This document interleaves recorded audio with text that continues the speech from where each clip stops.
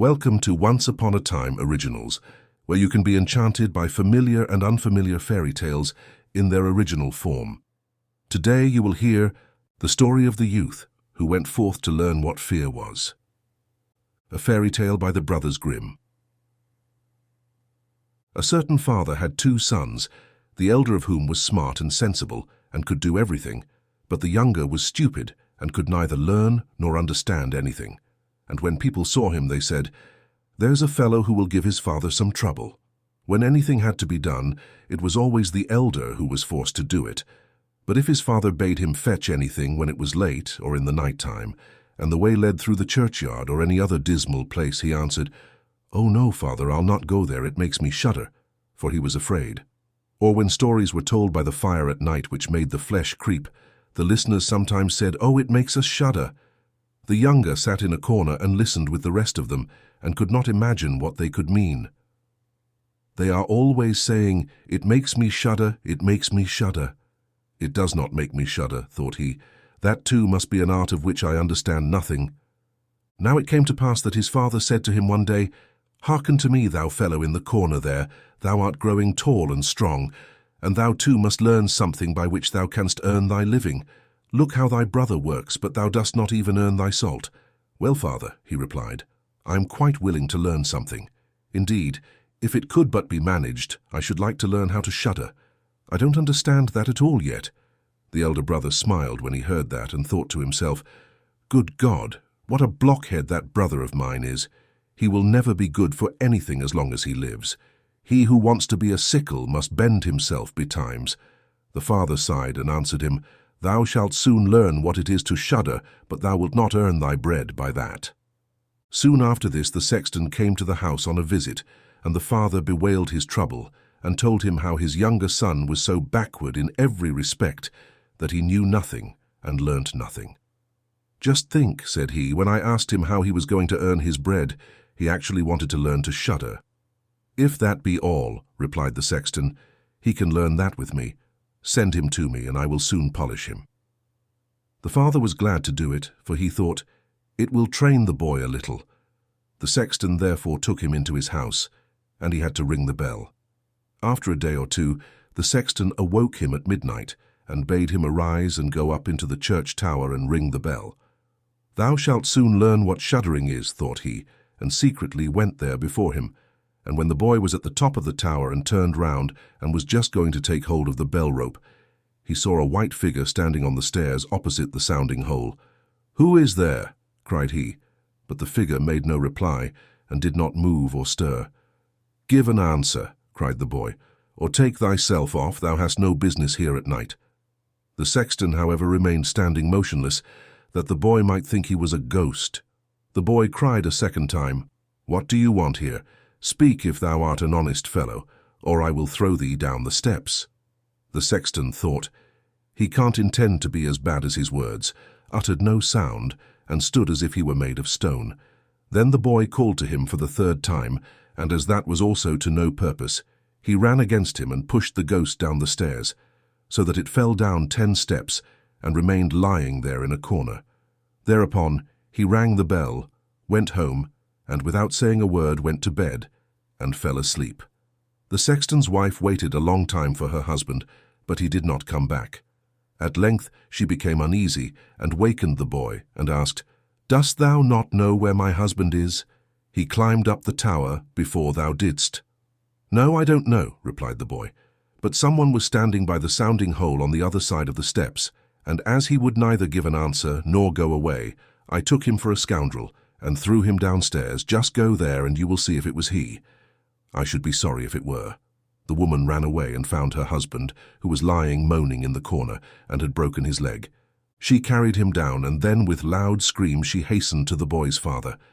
"Your boy," cried she, "has been the cause of a great misfortune. He has thrown my husband down the steps and made him break his leg. Take the good-for-nothing fellow away from our house." The father was terrified and ran thither and scolded the boy. "What wicked tricks are these?" said he. "The devil must have put this into thee head."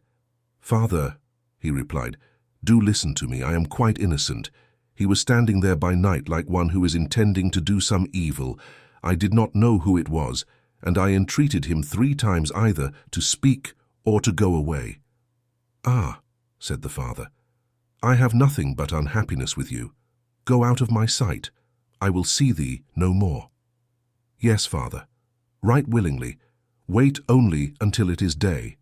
Then will I go forth and learn how to shudder, and then I shall at any rate understand one art which will support me." "Learn what thou wilt," spake the father. "It is all the same to me. Here are 50 thalers for thee.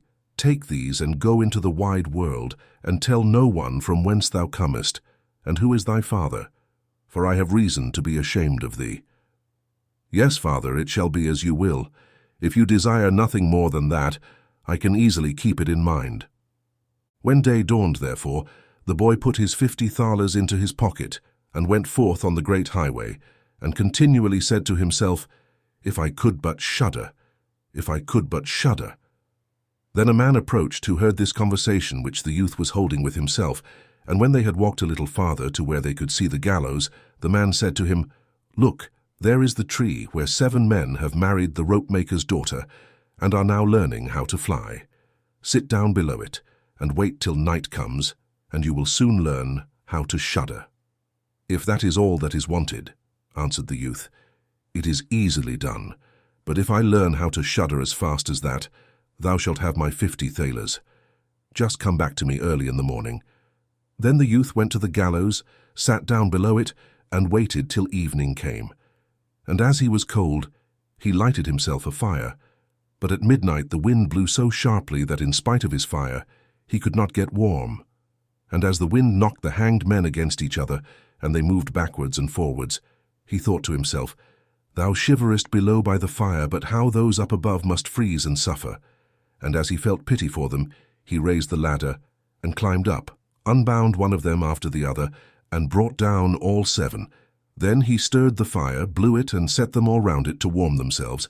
But they sat there and did not stir, and the fire caught their clothes. So he said, "Take care, or I will hang you up again." The dead men, however, did not hear, but were quite silent, and let their rags go on burning. On this he grew angry, and said, "If you will not take care, I cannot help you. I will not be burnt with you." And he hung them up again, each in his turn. Then he sat down by his fire and fell asleep. And the next morning the man came to him and wanted to have the 50 thalers, and said, "Well, dost thou know how to shudder?" "No," answered he. "How was I to get to know? Those fellows up there did not open their mouths, and were so stupid that they let the few old rags which they had on their bodies get burnt." Then the man saw that he would not get the 50 thalers that day, and went away, saying, "One of this kind has never come my way before." The youth likewise went his way, and once more began to mutter to himself, "Ah, if I could but shudder! Ah, if I could but shudder!" A wagoner who was striding behind him heard that, and asked, "Who are you?" "I don't know," answered the youth. Then the wagoner asked, "From whence comest thou?" "I know not." "Who is thy father?" "That I may not tell thee." "What is it that thou art always muttering between thy teeth?" "Ah," replied the youth, "I do so wish I could shudder, but no one can teach me how to do it." "Give up thy foolish chatter," said the wagoner. "Come, go with me, I will see about a place for thee." The youth went with the wagoner, and in the evening they arrived at an inn where they wished to pass the night. Then, at the entrance of the room, the youth again said quite loudly, "If I could but shudder, if I could but shudder." The host, who heard this, laughed and said, "If that is your desire, there ought to be a good opportunity for you here." "Ah, be silent," said the hostess. "So many inquisitive persons have already lost their lives. It would be a pity and a shame if such beautiful eyes as these should never see the daylight again." But the youth said, "However difficult it may be, I will learn it, and for this purpose indeed have I journeyed forth."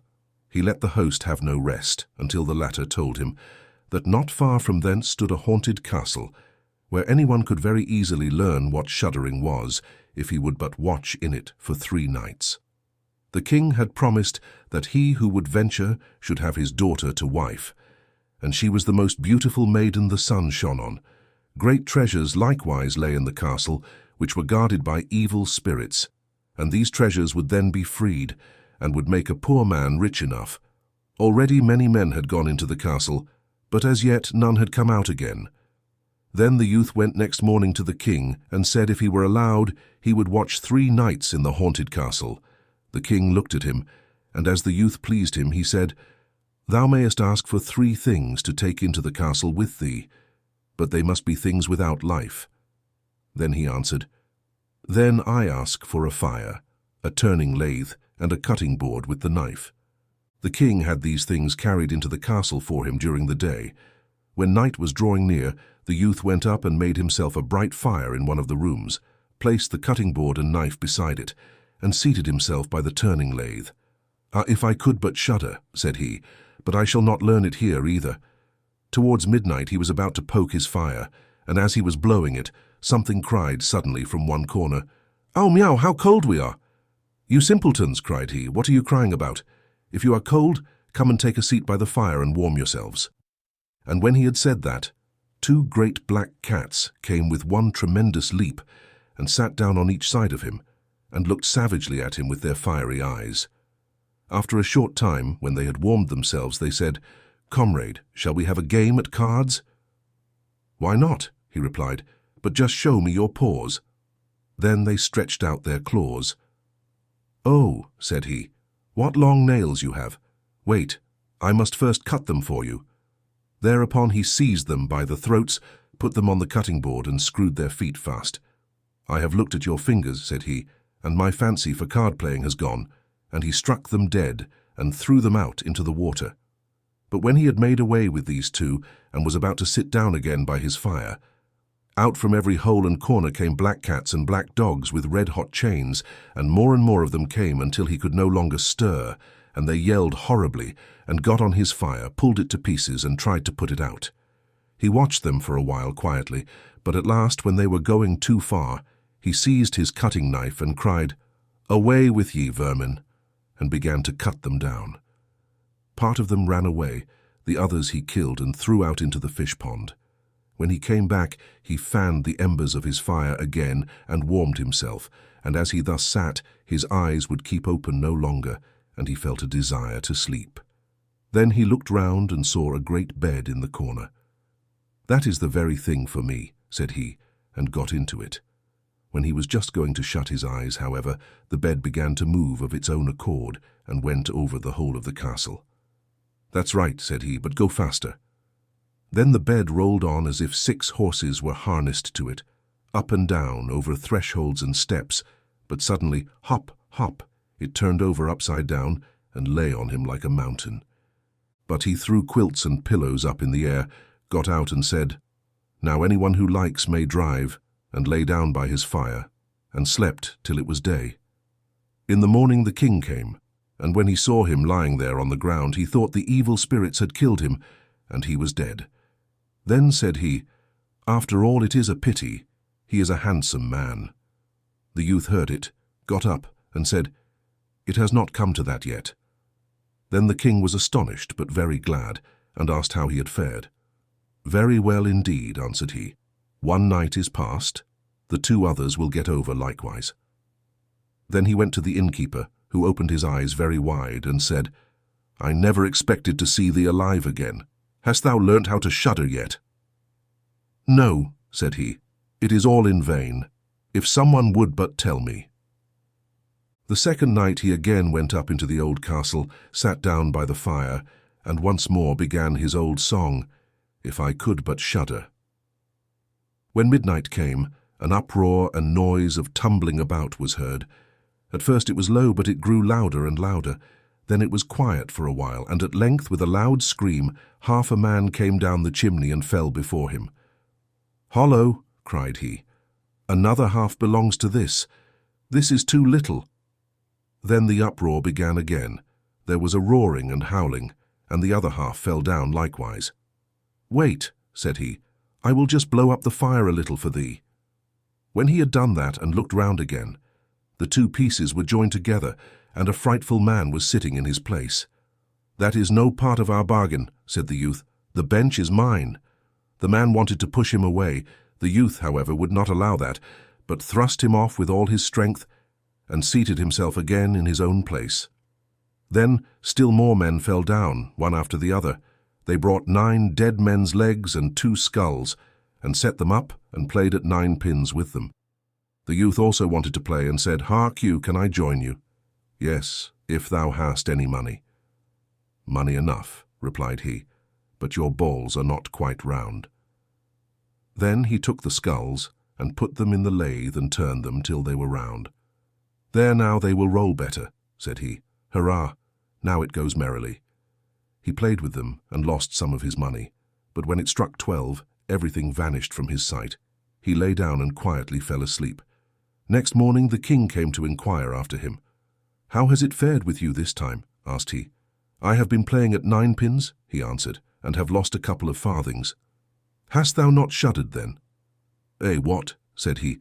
"I have made merry, if I did, but know what it was to shudder." The third night he sat down again on his bench and said quite sadly, "If I could but shudder." When it grew late, 6 tall men came in and brought a coffin. Then said he, "Ha ha, that is certainly my little cousin, who died only a few days ago." And he beckoned with his finger and cried, "Come, little cousin, come." They placed the coffin on the ground, but he went to it and took the lid off, and a dead man lay therein. He felt his face, but it was cold as ice.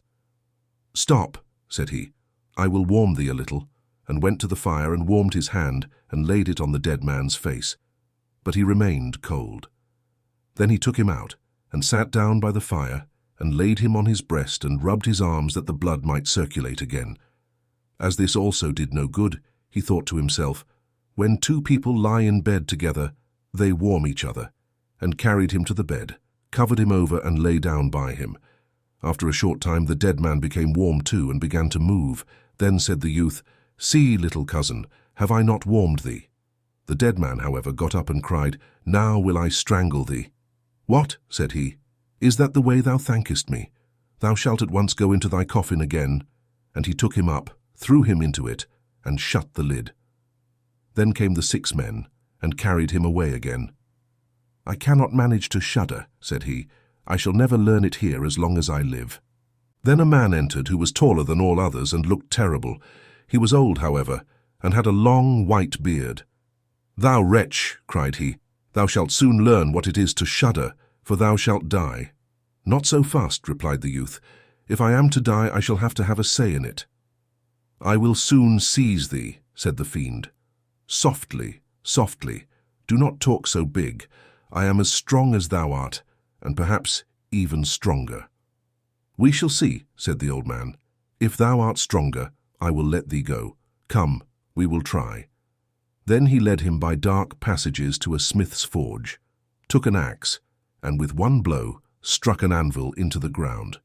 "I can do better than that," said the youth, and went to the other anvil.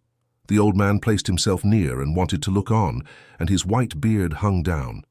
Then the youth seized the axe, split the anvil with one blow, and struck the old man's beard in with it. "Now I have thee," said the youth. "Now it is thou who will have to die." Then he seized an iron bar and beat the old man till he moaned and entreated him to stop, and he would give him great riches. The youth drew out the axe and let him go. The old man led him back into the castle, and in a cellar showed him 3 chests full of gold.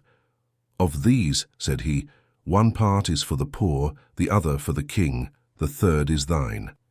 In the meantime it struck 12, and the spirit disappeared. The youth, therefore, was left in darkness.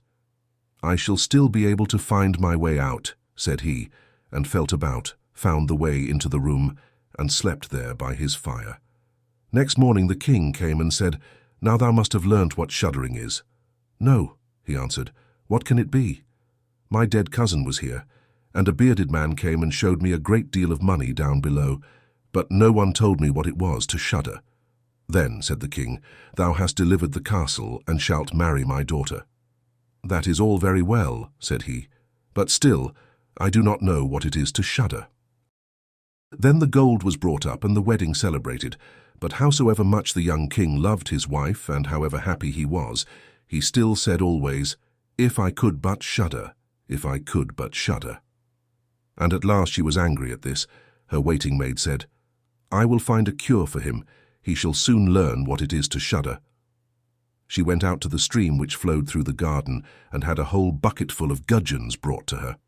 At night, when the young king was sleeping, his wife was to draw the clothes off him and empty the bucketful of cold water with the gudgeons in it over him, so that the little fishes would sprawl about him. When this was done, he woke up and cried, "Oh, what makes me shudder so? What makes me shudder so, dear wife? Ah, now I know what it is to shudder." If you liked the story in its original version, don't forget to subscribe to the channel, hit the bell and leave a like. Thank you, and see you next time on Once Upon a Time Originals.